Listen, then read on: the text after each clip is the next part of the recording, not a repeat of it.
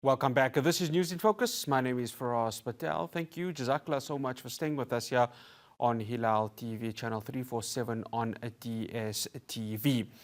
Now, of course, one of the big stories of this week is that President Cyril Ramaphosa is currently on a state visit to China. What he has done is emphasize the need to address the trade imbalance between South Africa and China. And of course, it's something that has been in discussion with regards to how much investment China is going to go ahead and put towards the country.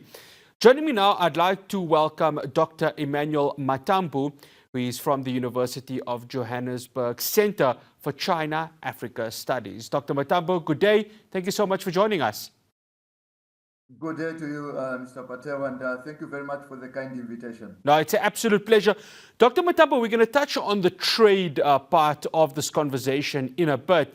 Of course, this is a historic relationship that South Africa and China has, notwithstanding, of course, the relationship that they have in BRICS.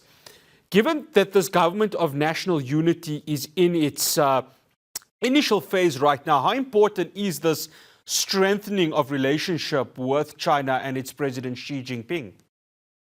Thank you very much. That's a very important question because it is shaping the context in which the two countries are meeting currently in Beijing. Because as you would know, in May, South Africa was forced into a coalition government of some sort. So a lot of people were wondering what exactly the fate of South Africa's relationship with the rest of the world would be. Because on the issue of China that we are talking about right now, the Democratic Alliance and the Inkatha Freedom Party that are part of this government of national unity have done certain things in the past that have actually outraged China. In 2018, the Inkatha Freedom Party invited Dr. Lobsang Sangye, who is a leader of the Tibetan movement, for example.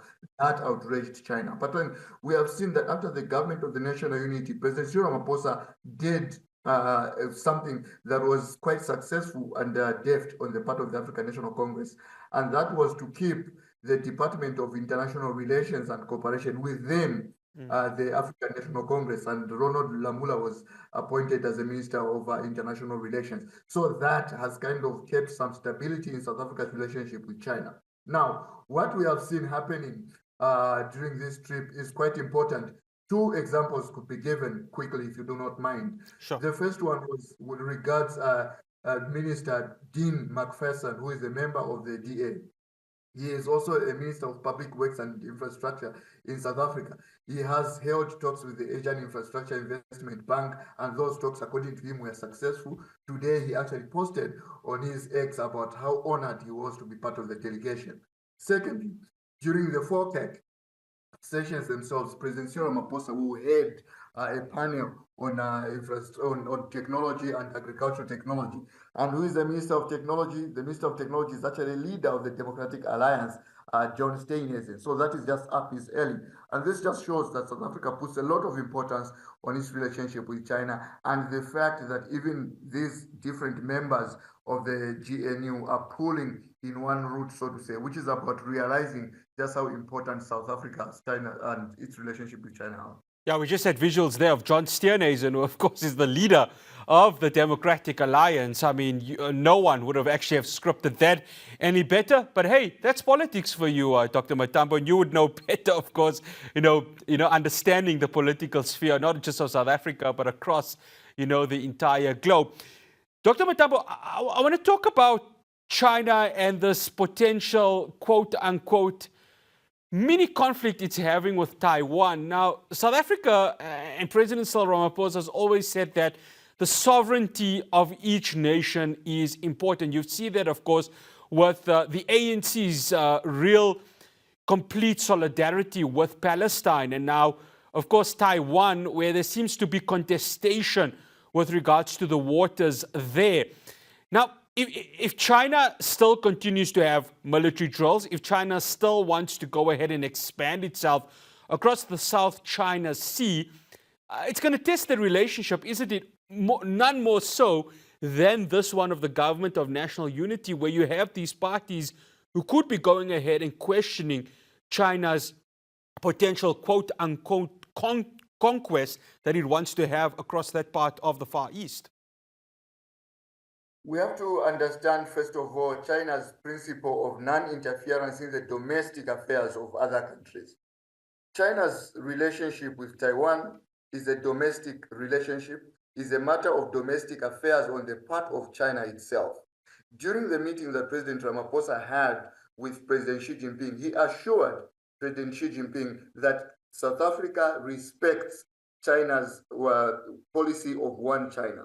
And because of that, South Africa would be very reluctant to intervene in what it considers a domestic issue. Now, we can talk about how the United States, for example, assured itself to protect Taiwan at all costs in case China moves into Taiwan. But that is an issue of another matter. According to South Africa, it has been very unequivocal in its support of the one China policy, and it treats China's conflict with Taiwan as a conflict that is a domestic issue to China itself, in which South Africa will not have any part.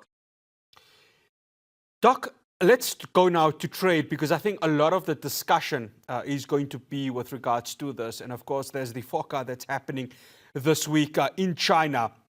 Now, it would be very bold to say that President Cyril Ramaphosa would have just sat back and allowed China to dictate terms of some of the trade agreements. Yesterday, President Cyril Ramaphosa was quite stern in saying, look, there needs to be some sort of concessions from China. There needs to be an allowance for not just South Africa, but the entire Africa to trade in a way where there is benefit to the continent. I mean, you wouldn't have thought that would have happened, but a bit of a stern and bold move there from President Ramaphosa. So two things stemming from that, Mr. Patel. First of all, yes, what President Ramaphosa did was admirable. I have actually written an opinion piece about that. That was quite admirable. It has to be said, because there's a trade deficit, which is the elephant in the room if you're looking at South Africa's trade with China. The figures for last year state that the trade between the two countries, I think, was about 34 billion for 2023. And with South Africa importing about 22 billion worth of Chinese goods, whilst was only exporting about 12 billion. That is a 10 billion deficit on the part of South Africa. So it was quite admirable that President Cyril Ramaphosa was very candid about that. Now, the second thing I'd like to talk about is, prefiguring what might happen at the FOCAC level. When it comes to the Forum on China-Africa Cooperation and the trade relationship between Africa and China, that is a responsibility of the African continent, because it is obviously to China's benefit if it trades with Africa at a bilateral level, like what has been happening with South Africa.